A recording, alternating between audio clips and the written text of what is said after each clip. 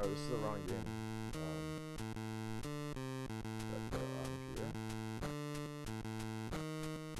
This one.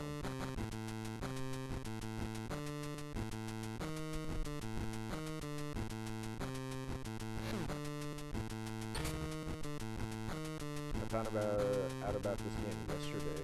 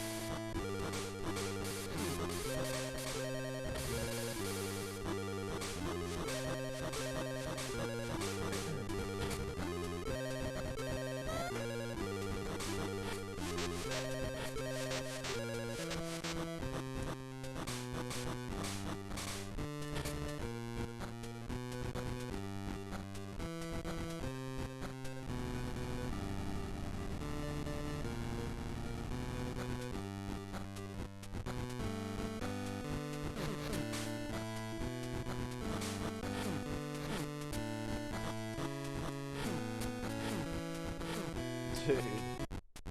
Fuck off.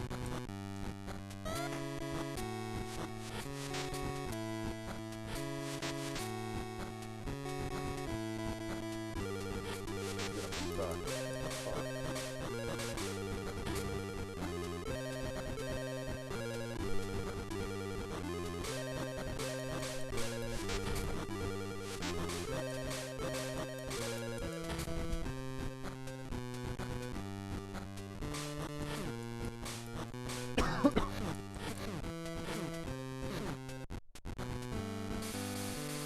god, I'm back here. Why is the game like this? I don't know.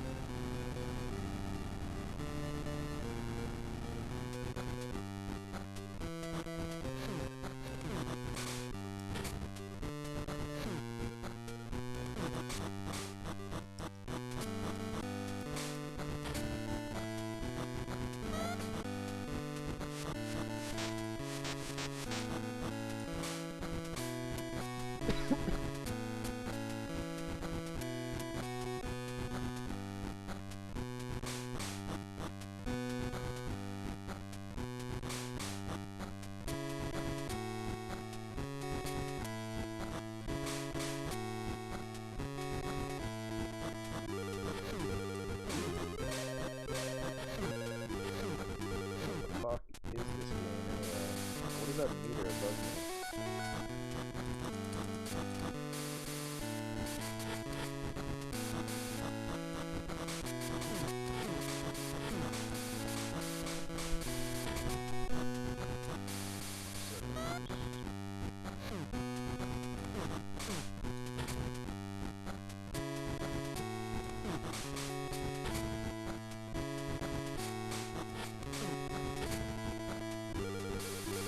How do you possibly feel?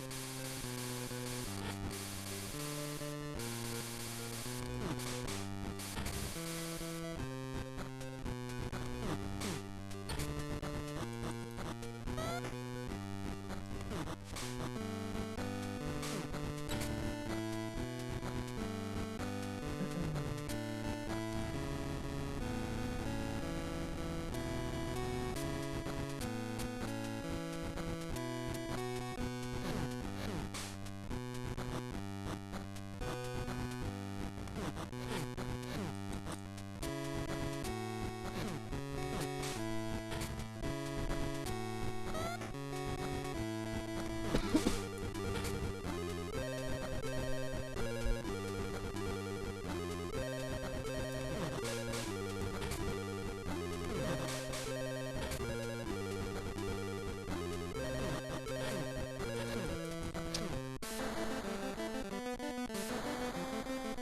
You fucking kidding me, man?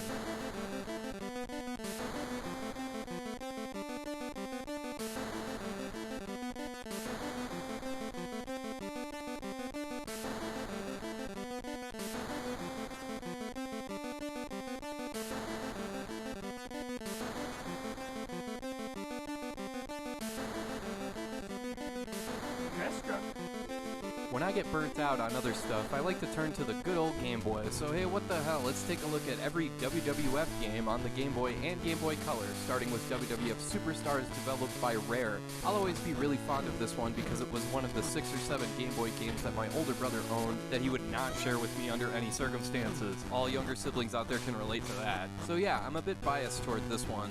On the surface, you might not expect a lot from the gameplay here, but there's actually a bit more than meets the eye. Yeah, it sucks there's only 5 characters here, but it's the absolute cream of the crop. I'm talking Hulk Hogan, Ultimate Warrior, Macho Man, $1 Million Man, and Mr. Perfect. And the gameplay is actually well done considering the limitations here. It's A to punch and kick, and B to do a body slam, and while your opponent is down, press A to either stomp or drop an elbow, depending on who you pick.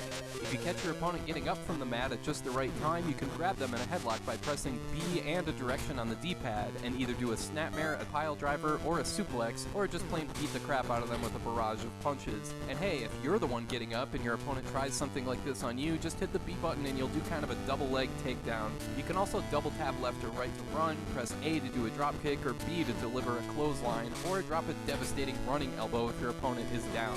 In addition to all that, you can also press select at just the right time and toss your opponent out of the ring entirely. You can even climb up to the top rope and do a huge flying elbow. It's crazy. Back when I played this as a kid, I had no idea you could even do that. Despite the surprising amount of stuff you can do in the ring, WWF Superstars is obviously pretty dang limited. There's only one game mode, just a one-on-one match, and you pick one fall or best 2 out of 3. You pick the time limit and that's it. Also, the computer AI here can be really cheap. They'll throw you out of the ring at a moment's notice, and before you know what's what, you'll get counted out and lose the match. The real star of the show with this game, though, is the presentation and the music. I love the cutscenes of trash talk before and after each match. They do a nice job capturing that old early 90s WWF vibe, and the soundtrack was done by none other than David Wise. The main theme here is some of my favorite music in any game ever.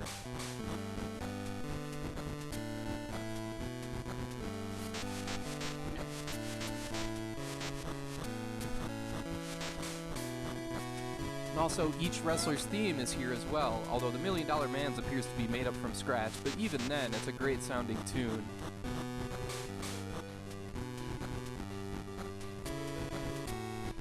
So yeah, surprisingly, WWF Superstars is pretty dang good for what it is, especially for a Game Boy game made in 1991. The amount of stuff you can do in the ring is great, each wrestler looks like themselves, and again, the music is just so good.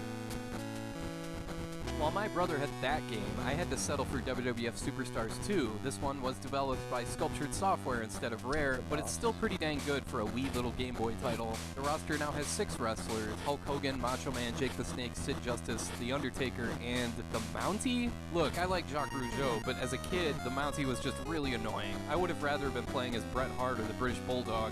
In this game, there's a tag team mode and a tournament mode in addition to one-on-one, and you can also fight in a steel cage, which is really what sold this game for me as a kid. The cage removes the ropes entirely, so instead of throwing your opponent into the ropes, he just bounces off the cage. It's pretty funny. But yeah, as you can see, the sprite animation here is surprisingly impressive. The presentation is pretty cool too, since you see each wrestler get introduced before each match. Plus, I love how when you win a cage match, you just climb the cage and do a pose on top. The gameplay is quite a bit different than the first game. A punches, B kicks, and left or right on the D-pad near your opponent will have them grapple. From there, A is a headbutt, B is some kind of weird power bomb? The hell is that?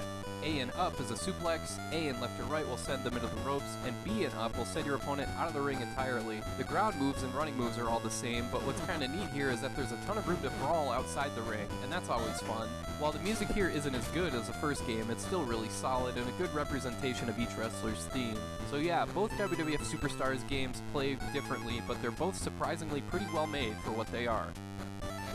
Next, there's WWF King of the Ring, and this one is actually pretty similar to its NES counterpart, despite having come out before that one did, and both were made by the same developer, Eastridge Technology. Here you've got Bret Hart, Shawn Michaels, Lex Luger, Mr. Perfect, Razor Ramon, Macho Man, Hulk Hogan, Yokozuna, and you! Yup, there's a Creator Wrestler mode where you can put your own name and adjust your speed, strength, and stamina. The gameplay is a lot more basic than the previous 2 games. It's punch, kick, and grapple, hold a direction pad, and A and B to do a suplex or a hip toss or a body slam, similar to Superstars 2, but man, oh man, the sound design here is so bad. There's no music during gameplay, and ugh. Each character's entrance theme is here, and they sound okay, but the sound effects here are just like jabbing ice picks into your ears. Also, the sprites here are, just a little goofy looking, and the animation and frame rate are pretty bad. For game modes, there's Tag Team and a King of the Ring tournament, but that's it. No cage or brawl mode or anything. So yeah, other than the Create a Wrestler mode, King of the Ring is a decided step back from the previous 2 games. WWF Raw was made by Real Time Associates, and once again we've got 8 wrestlers here: Lex Luger, Bret Hart, Shawn Michaels, Razor Ramon, Diesel, Doink, Undertaker, and Yokozuna, and their entrance themes are again captured pretty well. I swear, when you're a kid playing these games, sometimes it was something as simple as that that makes or breaks a game.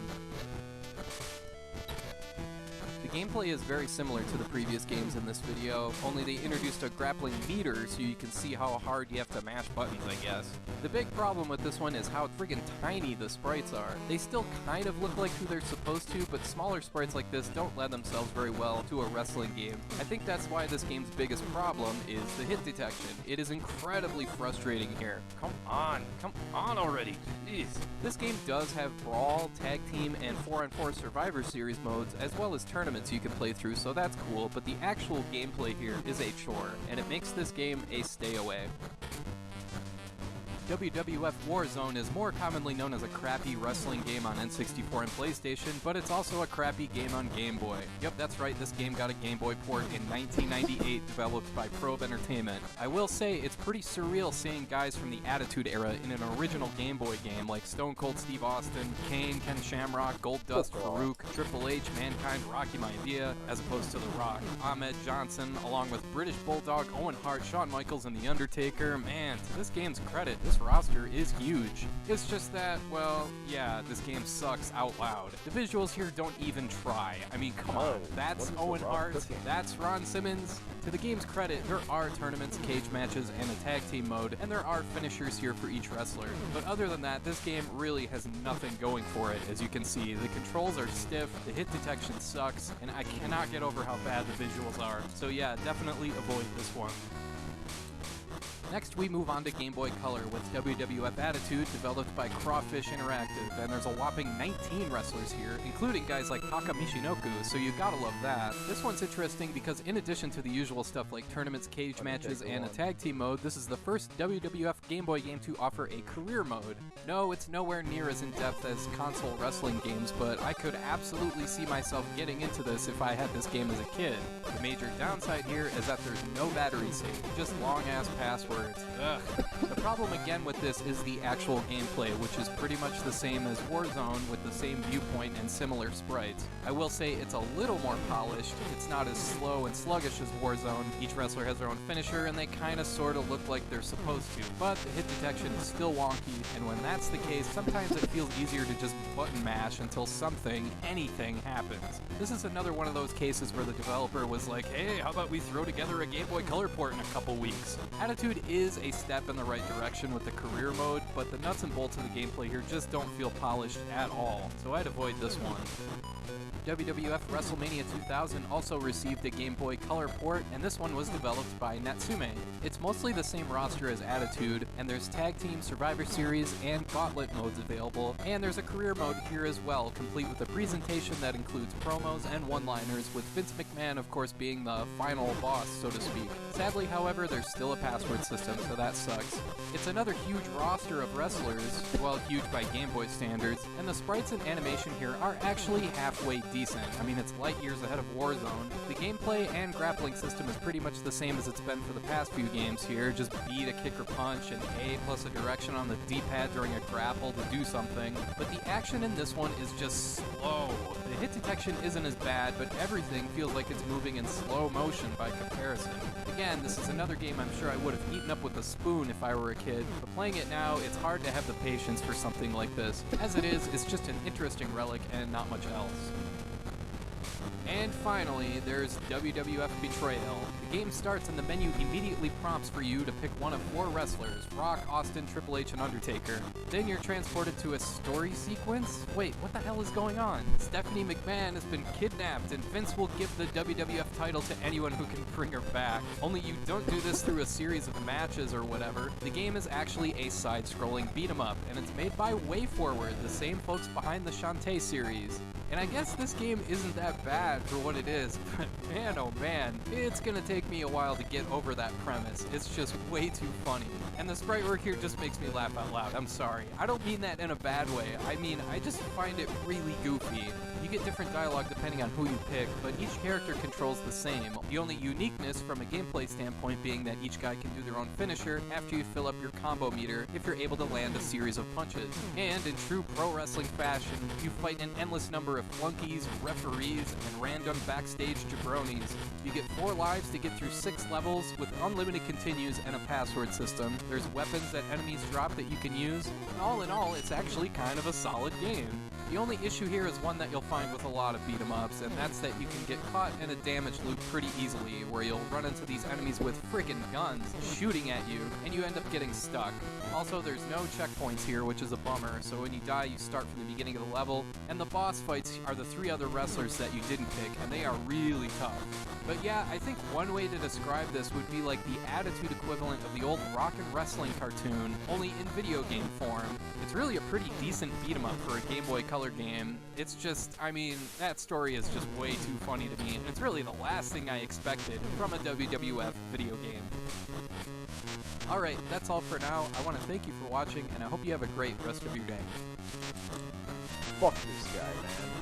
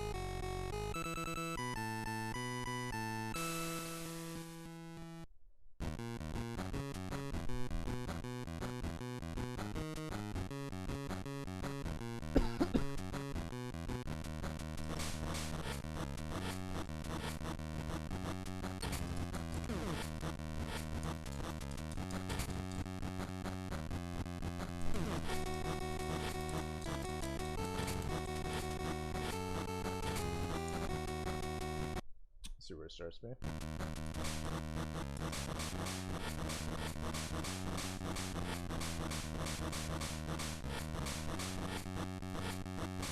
Ah!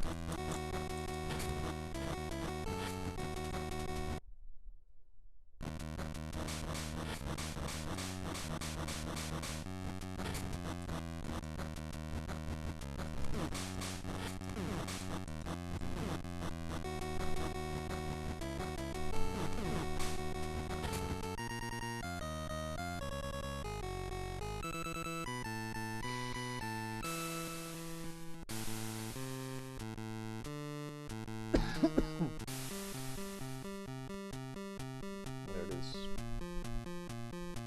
Not that bad of a game. It was decent, I guess. Not really. It was, I mean, that could have been quite a bit better, let's be real.